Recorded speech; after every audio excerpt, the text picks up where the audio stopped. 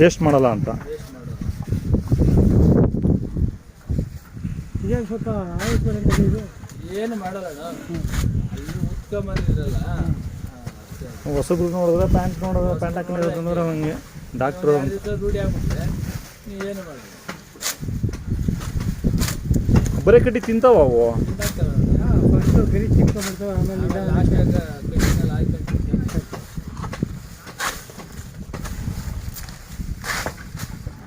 ದಿನಕ್ಕೊಂದು 7-8 ಸತಿ ಹಾಕ್ತೀರಾ ಹಿಂಗೆ? ಒಂದು ಇಡೀ ತಿಂದಂಗೆ ಹಾಕ್ತಾ ಇರೋದು.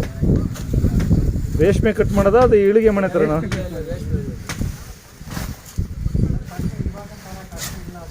ಹಾಂ,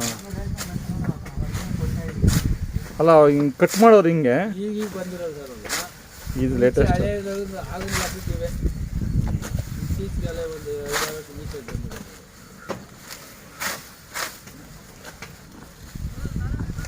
ಅದೇ ವೇಸ್ಟ್ ಮಾಡಿದ್ರೆ ತಿಂತಾವೆ ಅಂತ ಅಷ್ಟೇ.